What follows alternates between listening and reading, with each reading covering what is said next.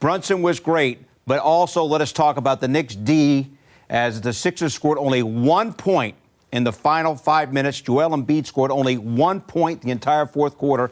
We're sitting there, Isaiah Hartenstein's in foul trouble. What are the Knicks going to do? It turned out that Precious Achiuwa was great, and OG Anunoby on Embiid may have been the key to the game. Yeah, but this was a quintessential Knicks win. This is what we saw all season. Brunson, brilliance, and then the resiliency of the rest of this group and how hard they play. They outwork you. And that fourth quarter, the rebounding edge, plus 10. The Knicks got it done, Wally, in all the areas that they have got it done all season long. They're up 3-1 in the series, a stranglehold now on this series coming home, Game 5 at the Garden. How about the roster construction, too? To have a guy like Precious Achiuwa in your back pocket, you bring him in to play the whole fourth quarter, just an outstanding matchup in this game, flying around all over the place. And then you needed a perimeter field type guy who knew how to handle Embiid when he's not posting up. Embiid has turned into a face-up perimeter type player at 7'2". Great point. OG Anunoby is one of the best perimeter defenders when he can square up a guy face up. He knows not how to foul him, not to bail him out with the fouls. Long arms to contest really makes it hard for him to get to his spots because Embiid cannot move. Those two guys, Precious Achiuwa and OG Anunoby, were key to this win. And then you let Brunson, historic performance, get it done on the offensive end of the floor. Anunoby also, we're talking about the defense, 1 point for Philly in the final 5:04. Yep. Not a single field goal, as I mentioned, but worth repeating.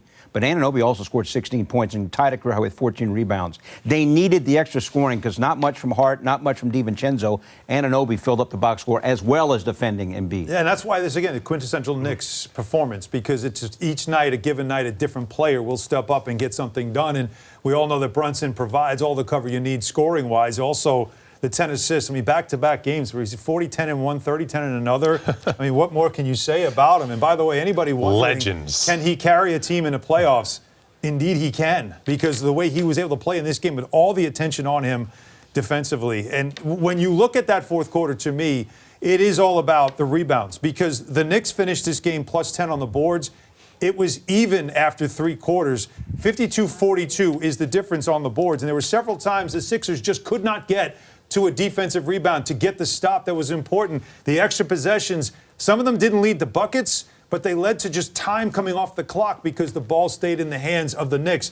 And the defense, of course, down the stretch, as Bill talked about, was phenomenal. But this fourth quarter, when you look at it, this was a signature Knicks fourth quarter. And it's because of the change. Hartenstein struggled guarding Embiid. You put in Achiuwa, you get every rebound, and defensively you can match up perfectly. There's Brunson coming back after banging up that knee a little bit. Comes into the game, tough fade, Knicks up by 3 over Joel Embiid, draped all over him.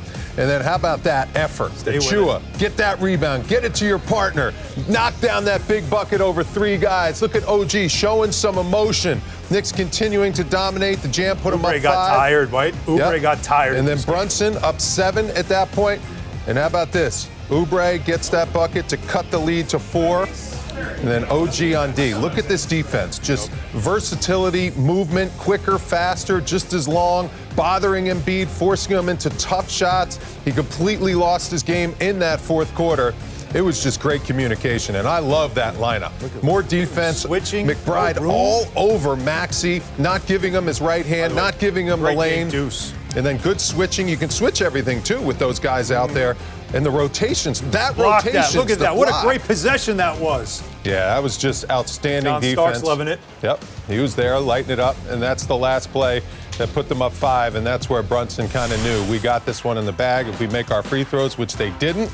But that's okay. We'll have to talk about that. When you can get a stop whenever you want and make a team shoot 6 for 24 in the fourth quarter, that's how you take a 3-1 lead back to the world's most famous arena. What's the record when the Knicks have the lead after 3 quarters, Bill? It's now 44-3. Attaboy. You guys thought I put the hex on that in the green room. I did not put the hex on that. That was Skyler. I mentioned 43-3, and now it's 44-3. You're off the hook. Some other members on the staff are not off the hook, but that's a story for another day.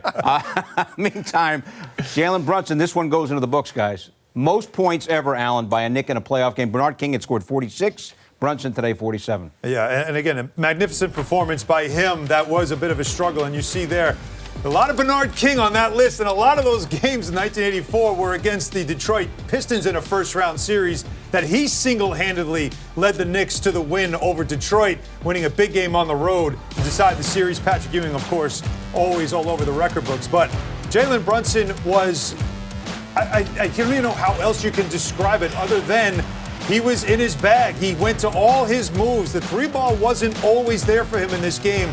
But everything else, once he got into the paint, once he got downhill, he attacked with confidence. The footwork that he has displayed all season long, of course, phenomenal.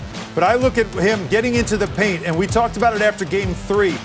His ability to get into the painted area is the difference for him because he doesn't have to rely on being a three-point shooter. 20 points in the paint that he scored, and Wally, at 6'2", he shot 71% in the paint.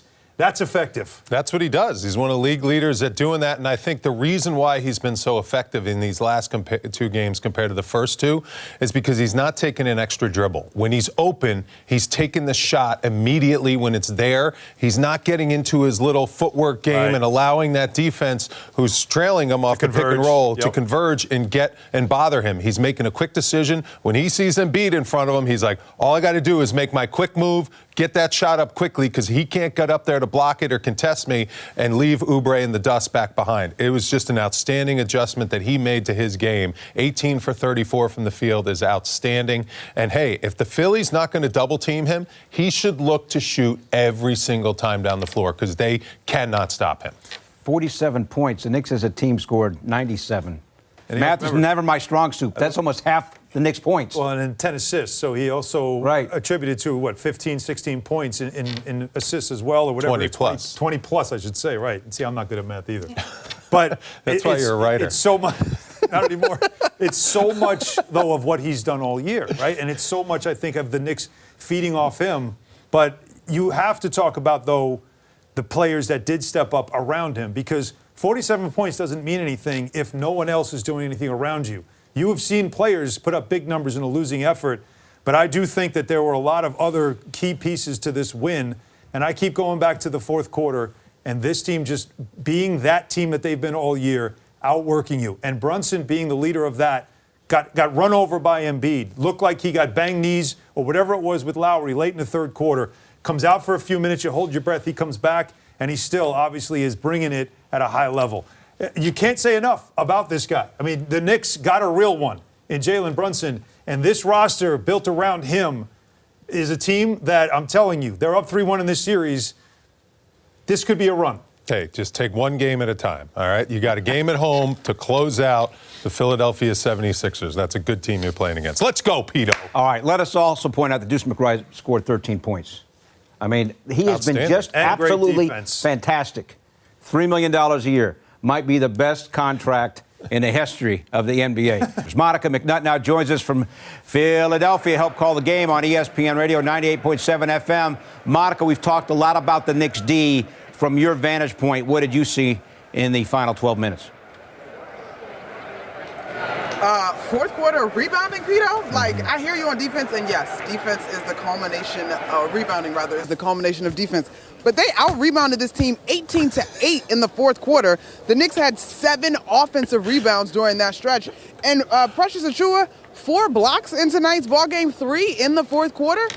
Come on now. And I know, Han, I know this is one of your favorite things, getting off to a quick start. I get it. But if the Knicks have to start a little bit slower to finish with fourth quarters like that, I'll take it. Yeah, I don't know if you want to take that every night, Monica, but you're right. They did recover from what was a tough first quarter, and it really did feel like offense was going to be a struggle throughout the night, so defense was going to be the most important part of it. What did you see, though, with that matchup with Joel Embiid? Was it one or the other or both? Embiid running out of gas, playing all those minutes, or the fact that OG Anunoby and Precious Achiuwa, the combination of those two in the paint just made it difficult for him to do what he did in Game 3?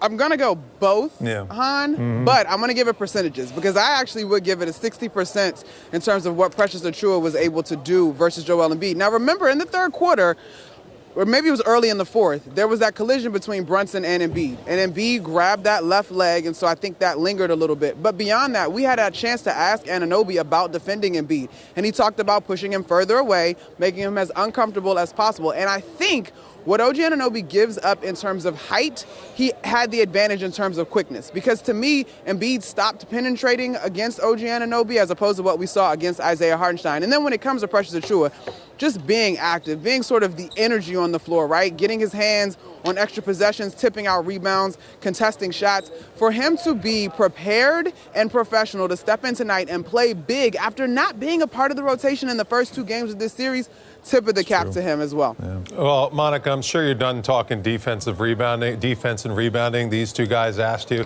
It was a historic performance by Jalen Brunson, the most points of all time. We saved the best for last. Absolutely saved it for you. With the New York Knicks. What about JB and his performance? Come on, Monica. Enough with the defense and rebounding. Man, Wally, Monica, Wally's never going to talk about defense. You know that. Pregame. Listen, I think we're done talking about defense, so this is appropriate at this point. But we're hanging out pregame. You guys know when you're on the road with the team, just trying to feel things out. And a couple folks have said, I feel like JB might go for 50 tonight. And I'm like, all right, sign me up for that. Sign me up for it. And I think when you look at when he scores in a basketball game, y'all, like, yes, we will look at this 47 points. He sets a new record. It's fantastic. But when you think about that first half in particular and when he scores, it's when the team needs it the most, right? To keep a lead within striking distance, to settle things down. Fearless is the word that comes to mind. Prepared for this moment in such an incredible way. And y'all, we just look at the way that these games have gone through this series. It's never been quite the same formula. And I think that is something that is so beautiful and should be credited to this team in terms of their ability to step up in the big time moments. And not just JB, although that 47 is definitely one for the books. All right, Monica. Great stuff as always. We'll see you on Tuesday night, all right? Game 5. Sounds good. Worth pointing out, guys, we began our coverage with the news that Mitchell Robinson was out with the ankle. So Hartenstein then gets in foul trouble. Give Tom Thibodeau some credit. Yeah. Because when he goes to Precious Achiuwa, as Monica points out, Achiuwa's ready to go. Always. He puts Anunoby on Embiid, and that works. Always. And he doesn't go back to Hartenstein. So, and Tom Thibodeau goes with what's working.